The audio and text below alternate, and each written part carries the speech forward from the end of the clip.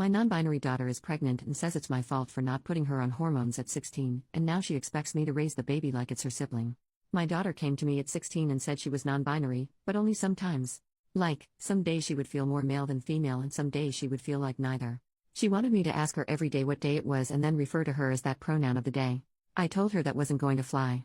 Growing up, I spent a lot of time on LJ, LiveJournal, during the old Bun Self and Zen Self Zero Self days. People who think this is new to this generation are fooling themselves. I told her that I would call her the pronoun she wanted, and do my best to remember it day to day, but she was going to have to tell me what she wanted for that day. I wasn't going to play a daily guessing game. This went on for about a week or two until she finally seemed to grow tired or bored and just said I could call her her. Though she still identifies as non-binary. Fine. At least when it was going on she wanted she, he, or they. I'm sorry but I couldn't have done fox self/fox them with a straight face. So that's the pronoun story, and looking back where I think things started to go off the handle. Here's my real question. My daughter is now 18, pregnant, and seems to have lost her goddamned mind. Or I'm a jerk. You choose. This year has been a struggle. She wanted to take a break year before she goes to community college but can't keep a job. Apparently retail situations are too phobic against her non-binary state. My child looks, acts, and dresses exactly as a young adult female, by the way. When I ask how people are being phobic against her, she gets as prickly as a cactus, so I really don't know the details. She's been through 4 or 5 jobs this year, quit all of them. She won't consider call centers that aren't face-to-face because she doesn't like to talk on phones, and is apparently looking for a remote job without any luck. She's been unemployed since Thanksgiving. She quit her last job on Black Friday, in fact, and I was on the verge of laying down the law, telling her she either needs to go to school this upcoming semester full-time or get a full-time job or move out with her friends. But now she's come to me, she's 5 months pregnant. She's very angry at me, says it's my fault because 1. I didn't put her on puberty-blocking hormones when she came to me 2 years ago. 2. She believes I am in fact trying to feminize her by getting her birth control, the pill. She's been throwing her prescription away. This is where I might be the jerk. I called her a little idiot. We don't use that sort of language in my house, and I never call people names, especially my own child, but at that moment I could just see red. The hormone thing is a non-issue in my opinion because this is the first time I ever heard of her wanting hormones. What was I supposed to do? Go back in time? As for the birth control, it's also the first time I'm hearing anything about this. There are non-pill options that don't have estrogen. If that was her want, all she had to do was ask and I would have driven her to the doctor myself. Or she could have taken the car she has and done it. She has her own medical card even. Though to be fair, I don't know how she would have managed the copay without a job. I know for a fact her old high school gave out free rubbers like candy because her friends were always giggling over flavored sample packs and even blew a few of them up like balloons and left them around the house one time. She had all the birth control she could ever want and used none of it. It gets worse. We're way past the date of abortion. Again, I would have helped her if this had been her wish. We live in an abortion-protected state and can afford it. She's known she was pregnant since about 2 months and has come to think of her baby like a sibling. She expects me to raise it like it was mine. That this is my duty, in fact, because she says it is my refusal to accept her non-binary state that led to her being pregnant. So she was going to get a brother or sister and I was going to have another child. You can say my language grew sterner to versions of get your head out of your ass and congratulations, mommy, you have some hard decisions to make, and I said I would absolutely not raise her baby for her. She also refused to say who the father was. Now that I've cooled down, I'm really hoping she has a secret boyfriend. She does have some friends who were born male, but now also don't identify that way. We didn't even get there as I lost my mind when she said she thinks of her own baby as a sibling and wants me to raise it like my own child. She's locked herself in her room loudly wailing, I feel like crap warmed over. She's been in there for 12 hours, and as she has an attached bathroom, probably won't be coming out until she gets hungry. Considering it's been half a day I think she has snacks stored. I also don't know where to go from here. Being pregnant sucks and messes with your head, so I'd like to blame that in the fear she must be feeling, but I have the bad feeling I either raised a spoiled brat or someone with an emerging personality disorder. So I need to know from people who aren't emotionally involved, and maybe some people who are more in tune with this whole non-binary thing than I am. What do I do to help while also making her responsible for her own child? How can I help my daughter accept she must do basically the most feminine thing you can do, give birth and possibly breastfeed, while being sensitive that she's non-binary? Am I just a big jerk here? Typing all this out it feels like my daughter is lost in crazy town. I'm still not raising her baby, but at what point do I drag a legal adult to the hospital? Edit, it's the middle of the night and she has decided to pack some of her clothes and stay with one of her friends. One who I suspect is the baby daddy. Before she left she told me that she already called the police and let them know that she was leaving of her own free will and was not in danger. Like I was going to report an 18-year-old adult as a runaway or something? It was insulting. I told her she needs to work out details if she wants to adopt with a father, and she was welcome back home when she had a plan in place. It was short because I heard her on the way out. I think she just meant to leave without saying anything. Thank you for your kind comments and advice, Reddit. I'm going to sleep. Update 10 days later, I took some time to update because I needed to get my head around it. It still doesn't make sense. My daughter finally unblocked me. She and the person who got her pregnant wanted to talk to me at a public place. We chose IHOP.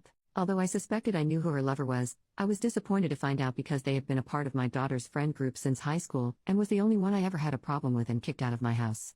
They are trans now, but 2 years ago the friend group was watching a movie in the living room, and every time I'd pass by, he was a he then, would lock eyes with me and make really obnoxious, loud, orgasm sounds like that scene in Harry Met Sally. I told him to knock it off and grew sterner when he did it again. Then when I was in the kitchen, he somehow snuck up behind me and was miming jack-off movements with his hand.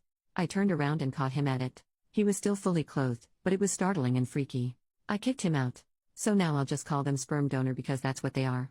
I'm still calling my daughter and she because I still haven't been told not to by her otherwise. So get off my case on that. Anyway, the IHOP meeting was a shit show. Sperm donor sat with my daughter and went on the attack. Sperm donor's points were: 1. I was poisoning my daughter by making her take birth control. I only helped her get the prescription and would have done everything I could if I knew she didn't want to take the pill. There are other methods.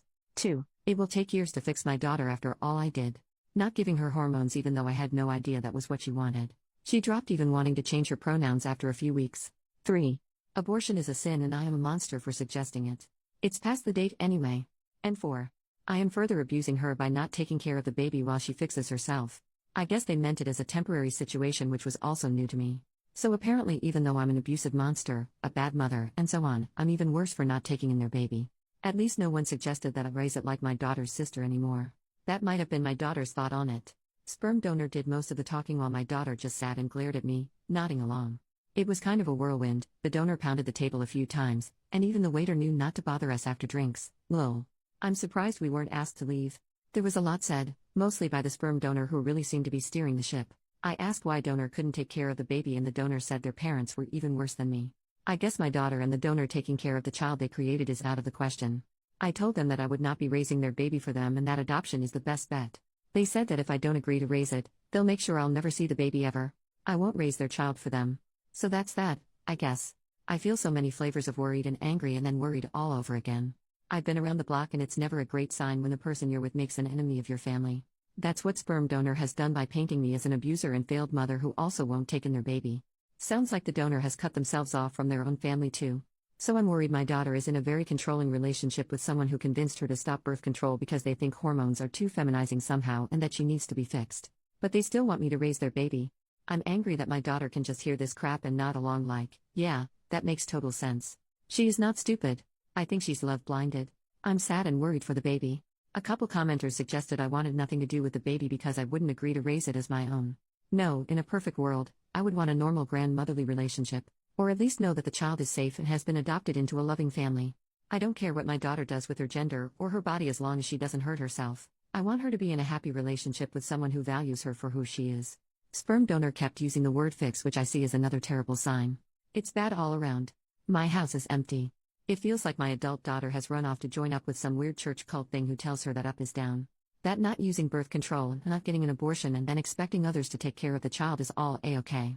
Oh, and that she's a problem and needs to be fixed. I texted her and said I would be there for her, but sperm donor was still not welcome in the house. I think I'm blocked again. She's a legal adult. I'm not sure what else I can do at this point. In my low points, part of me thinks maybe I should agree to take the baby and then immediately make sure it's adopted into a loving home. But I get the feeling that sperm donor won't make that easy, and right now my daughter does what he says. Also, I'm not sure if that plan is even possible. It sounds Hollywood. I have an appointment to speak with a counselor, but the soonest I could get is April. Some of my friends think I should take the baby in either to get them away from the parents or because they think it's my duty, or both. The only silver lining in this was that they both seem sober. I don't think there's substances of any sort involved. Am I reading this wrong? Am I the jerk here? OP left an update in a comment. I logged in and received a large amount of requests for an update. Unfortunately, I do not have one. I have not seen or heard from my daughter since the last meeting, and I believe she has changed her phone number. Our community isn't a large one, and I have heard through the grapevine she is staying with the sperm donor at one of the homeless camps out in the woods. As this is a haven for drugs and trafficking, this is a further concern. From what I've heard, she is pregnant. Myself and a few friends and family members have driven through the camp area a few times on the lookout for her, but it's very large and there aren't exactly marked roads. Also, recently other people have been shot at while walking their dogs around there, or riding ATVs, so every time we go, it's a huge risk. So that's it. I'm stuck hoping she's safe and under some kind of shelter, There are a lot of plywood houses and broken down RVs out there, and waiting to hear news when she has the baby. Yes, CPS and the local police are aware of my concerns. I'm worried the child will be born addicted because I don't know anyone who doesn't live out there who isn't a meth head. Thanks for all your concern. I'm unsure what I'll do when the baby is born. I might have to take in the baby after all just to make sure it doesn't live in that camp, and it may make me the jerk, but I am not looking forward to the hard work and drama that will come with it. New update, 4.5 months later, I posted another update in the comments a while back. It's on my account. Basically, my pregnant daughter shut me out of her life completely, and rumor had it she was living in a homeless camp with her weirdo lover out in the woods.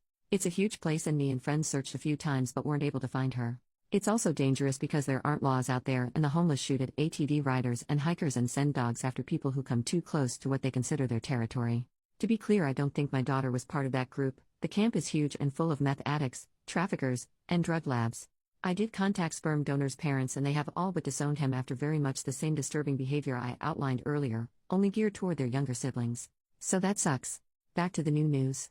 All this shook out a couple weeks ago, but I hesitated to post because of my own emotions and the fact I know Reddit will be all over my ass for the deep anger, shame, and disappointment I have for my daughter. I came home from grocery shopping to find a strange pregnant woman at my door. That woman used to be my daughter, but had changed so much she was like a stranger. She chatters constantly so you can't get a word in. She has several small face tattoos and, forgive me for saying this, looks like she has aged 20 years. She had been living rough. She was angry I locked her out. I changed the locks after she left, and basically expected to move back into her old room with no problem, like it was just another day from back in the winter when she lived here. Of course I wasn't going to turn her away, so I guess in a way she was right. She was living in the homeless camp with a sperm donor, and I insisted she take a shower because it looked like she hadn't since leaving. She also stank bad. She had no shame about blocking my number or what she put me through by disappearing. All she wanted to talk about was the grand fate that she and sperm donor are building. That they're building a community of new people, and she went on and on and on without mentioning the baby once. I don't know how anyone can stand them, but sperm donor has multiple partners and my daughter is one of them and is perfectly happy being his broodmare. The broodmare is my verbiage. Hers is much more royal. Frankly, based on what she overshared, sperm donor seems like a complete love-making fiend. Finally I broke in and asked, and she said she had been to the doctor regularly. That was a lie, found out later, and all is well with the baby. At this point I knew she had to be on something. If she was awake, she was talking, and none of what she said had an end or a point. Also, a lot was from Crazy Town. What I got from her was that, again, she and several other ladies, and men, somehow, were to carry the next generation of new people. Yes, the men. Yes, biological men. Sperm donor was sort of the middle of the wheel with the spokes, was how she described it. I've met him before and I'm surprised he was able to get one girlfriend, much less whatever grouping is going on now. Anyway, sometimes she said she wanted to keep the baby, though she wouldn't tell me a plan to take care of and house it. I think she expected to stay with me, and sometimes she wanted to adopt it out, but not for the good of the baby but to spread the new people. This part is going to upset the internet, but the new people are apparently without gender expectations, and that was why she didn't know the baby's gender yet. Oh yeah, and also some of the wheel, her group, were empathic and they could communicate their feelings through the other world. As a house guest, she was the absolute worst. It was like she had gone feral out in the camp and clean up after herself to the point where she mostly did not even flush the toilet after using it. She ate everything, which was to expected, but never cleaned up after herself and kept asking. Asking is too mild of a word. She demanded for me to take her out to restaurants. I did a couple of times because I missed her and was trying to make a connection, but then once afterward took her to the store to get baby supplies, and she was weirdly detached. Sort of picked up the first thing she saw on the shelf, and all the while it was yak about her true family of new people and their grand fate. Anyway, I finally got out of her that she expected the baby in mid-July, which put her outside the time frame she originally gave me. I had it on my calendar. I was obsessed with a possible due date because I didn't know if she was find a baby on my doorstep or what, and yes, she was under the care of a doctor. Both lies. Getting her to focus on one subject was impossible. She would only stop talking long enough to take a breath and only listen long enough to you to stop for your own before she'd launch into a new thing, usually around sperm donor, who she loved but was nowhere in sight and was chilling back at the camp with the rest of his breeding stock or whatever. Basically I was waiting for her to come down off whatever high she was on, when she went into full-blown labor. It was a complete shit show. She was having pains but her water hadn't broken yet. At the hospital it came out that she had not been to the doctor once for the baby. There are programs in our state that cover pregnancies, so that put her at high risk, so she was admitted immediately. That's when the switch flipped and she became hateful against nurses and doctors. She said the worst things and they were absolute saints in return. She also had, delusions of grandeur and told them she was their queen and accused them of trying to punish her. It was so wild. I can't even describe the monster she became. So hateful. Racist, vicious, and the worst things you can say to people, she said them.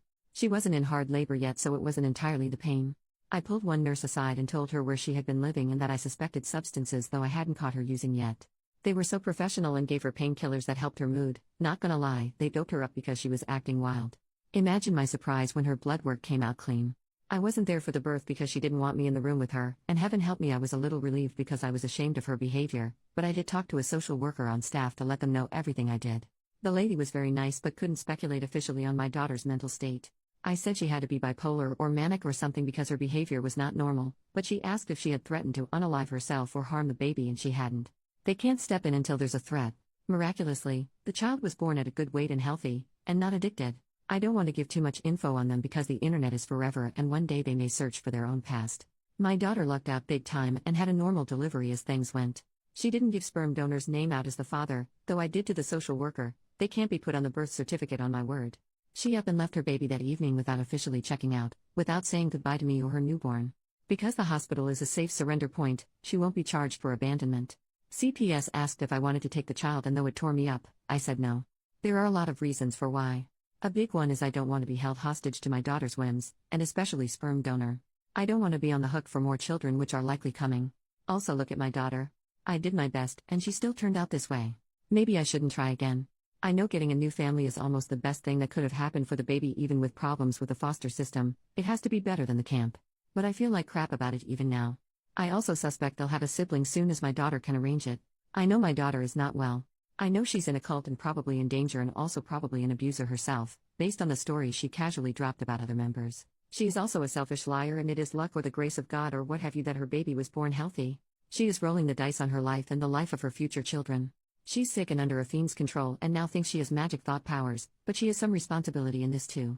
All the rest of the transgender stuff with her lover, and if she is non-binary or not from the past, doesn't matter. She's an adult and is making some bad choices. It's hard for me to type out, but the way she treated the hospital staff was so cruel. Seriously, I had to use a thesaurus to describe it because I can't even describe fully how bad it was. It showed me that whatever else, she thinks other people are below her. It's more than the mania. I'm just there to serve her, whenever she sees fit. She knew she would be giving birth soon, so she came home and expected me to take care of her. I did, of course, because she was 9 months pregnant. And the second she didn't have any more need of me, or the baby she had just given birth to, it was easy to take off again. I listened to her for days and she expressed no feelings of hope for the baby other than a vehicle to spread their movement. No worry about their future life, and no more comments on me raising them as a sibling. She made the choice to leave and go back to sperm donor's harem or will or whatever. Sick or not, I'm ashamed to have raised someone with these kinds of values. Mentally ill people aren't bad people, but she has gone beyond merely bad choices. I haven't totally written her off and she may come back to sanity, but since all indications are that I'm blocked again, I'm going to think long and hard about boundaries and possibly moving. I'm worried about one day finding a bunch of cultly weirdos on my porch. So that's it. I don't know what to do. It's not like I have the resources to pay someone to deprogram my daughter, and that sounds very Hollywood. I need a realistic goal. It's more than just a cult. She needs a checkup from the neck up, and I don't have a legal standing to do anything. At least the baby is safe. That's the one bright spot. Thoughts are welcome and, forgive me, any realistic suggestions, or just tell me if I'm way off base and I'm the jerk here. This has been a hell of a year and such a spiral. A year ago I had a somewhat of a slacker teenager under my roof. Now all of this.